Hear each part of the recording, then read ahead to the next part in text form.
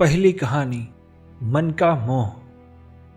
ईसा की 7वीं-8वीं शताब्दी के दौरान इराक में मशहूर सूफी संत उमर रहते थे। उनका ठिकाना बगदाद में था।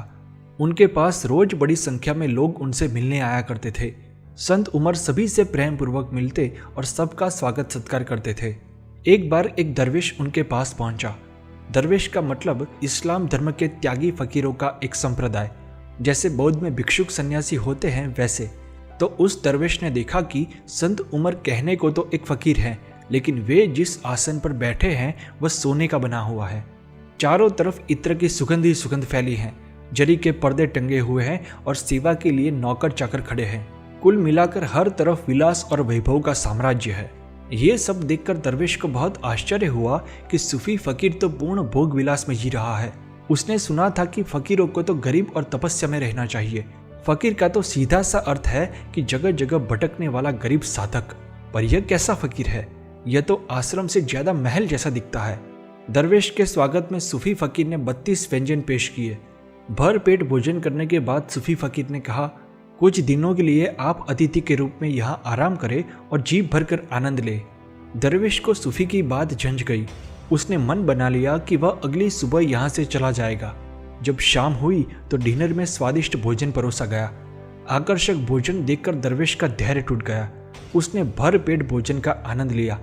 अभी तक उसने भिक्षा पात्र में ठंडा और रूखा सूखा भोजन ही लिया था, जबकि आज 2 पेट करके गर्म और स्वादिष्ट भोजन का आनंद लिया। रात को सोने के लिए मखमल का गद्देदार बिस्तर देखकर वह दंग रह गया। सूफी फकीर ने पैर दबाने और तेल मालिश करने के लिए 2 नौकरों को भी नियुक्त किया था। सोने से पहले 2 नौकरों की सेवा लेते हुए दरवेश को लगा कि आहा, इतनी सुखद तेल मालिश, ऐसा लगता है कि मेरे पूरे जीवन की थकान दूर हो गई हो।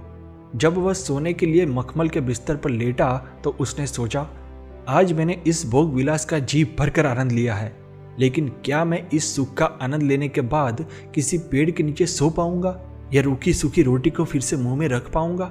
सुबह उठते ही उसका वहां से निकलने का संकल्प टूट गया और उसके मन में 1-2 दिन और भोग विलास करने की इच्छा जाग उठी।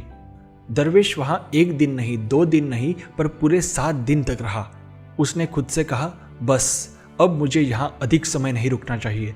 अगर मैं इस तरह भोग विलास में लग गया तो कभी बाहर नहीं निकल पाऊंगा। अब दरवेश को यहां अधिक समय तक रुकने में डर लगने लगा था, क्योंकि धीरे धीरे उसे इस भोग विलास में रुचि जागने लगी थी। उसने निश्चय कर लिया कि वह कल सुबह ही यहां से चला जाएगा। वह सुबह जल्दी उठा और नहा धोकर बगीचे में बैठे सूफी फकीर के पास आया। सूफी फकीर केवल एक लंगोटी पहने हुए थे। वे पक्षियों की चहचहाहट सुनने में तल्लीन थे। दरवेश ने थोड़े बेचैन आवाज में कहा, अब मुझे इजाजत दो, मैं जाना चाहता हूं। सूफी फकीर ने दरवेश के मुख भाव से उसके परेशान मनोदशा को पढ़ लिया। वे इजाजत देकर मुस्कुराए पर कुछ बोले नहीं। दरवेश अब अपने मन में आश्चर्य को दबा नहीं सका। उसने कहा, माफ करे, लेकिन मुझे कुछ कहना है। मैं आपकी प्रसिद्धि सुनकर आपसे मिलने आया था। इन 7 दिनों में मैंने आपके जीवन को करीब से देखा, लेकिन मुझे आपका योग या साधना कहीं नहीं दिखा। आप तो 24 घंटे भोग विलास में लिप्त रहते हैं। संत उमर ने मुस्कुराते हुए कहा, अगर आपको कोई आपत्ति है तो मैं इसी वक्त ऐशो आराम को छोड़कर आपके साथ चलने को तैयार हूं। दरवेश ने सूफी की लंगोटी पर नजर डाली और कहा, तो चलो मेरे साथ। दरवेश को पूरा यकीन था कि यह सूफी इतना बड़ा महल, इतनी सारी सुख सुविधा छोड़कर कभी साथ चलने को तैयार नहीं होगा। लेकिन सूफी फकीर तुरंत महल त्याग कर उसके साथ चलने लगा, सिर्फ लंगोटी पहनकर। लगभग 100 कदम चलने के बाद दरवेश को कुछ याद आया। उसके पैर तुरंत रुक गए। उसने फकीर की ओर देखा और थोड़ी घबराहट के साथ कहा, रुको, मैं अपना भिक्षा पात्र आपके महल में ही भुलाया हूं, इसे तो अवश्य लेना होगा।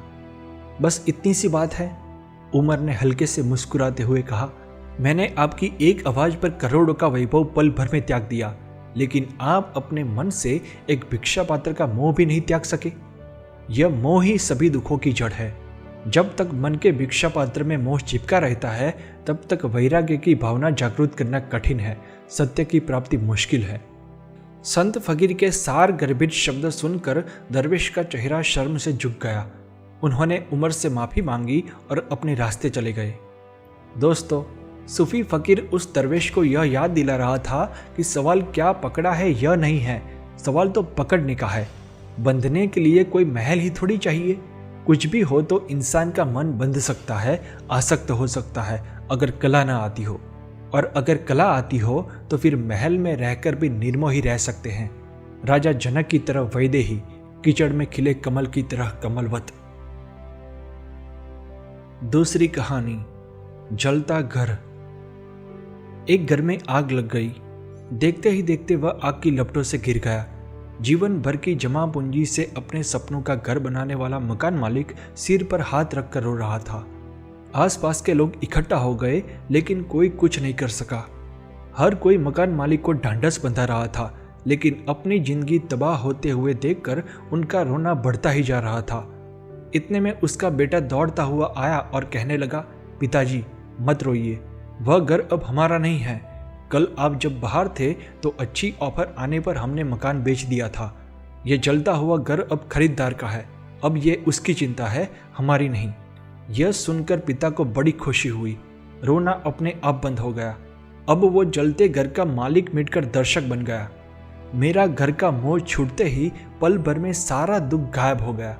बिके हुए घर की अच्छी कीमत मिली थी, इसीलिए वो अब और भी अच्छा घर बनाने का सपना देखने लगा।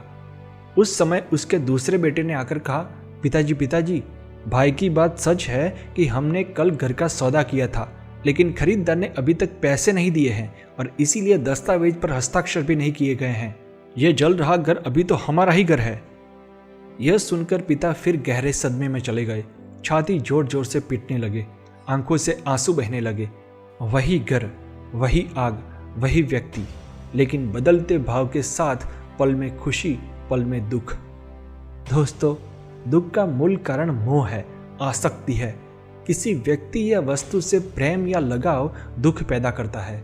जब रिश्ते या इच्छाएं हमारी उम्मीद के मुताबिक नहीं बन पाते तो अवसाद हमें घेर लेता है। लेकिन अगर हम किसी वस्तु, व्यक्ति और परिस्थिति के प्रति आसक्त न रहे और साक्षी की भावना विकसित करते हैं तो उदास या दुखी होने का कोई कारण नहीं है। हमेशा एक बात ध्यान रखें कि इस जगत में हमारा कुछ भी नहीं है। रिश्ते, चीजें और घटनाएं आदि लगातार बदल रहे हैं। परिवर्तन को स्वीकार करें, आसक्त न बने। यही परम सुख है, परमानंद की अवस्था है। तो दोस्तों, अगर आपको ये 2 डीप स्टोरीज अच्छी लगी है तो प्लीज़ चैनल को सब्सक्राइब करिए। मैं जल्द ही ऐसी डीप स्टोरीज लेकर वापस लौटूंगा। धन्यवाद।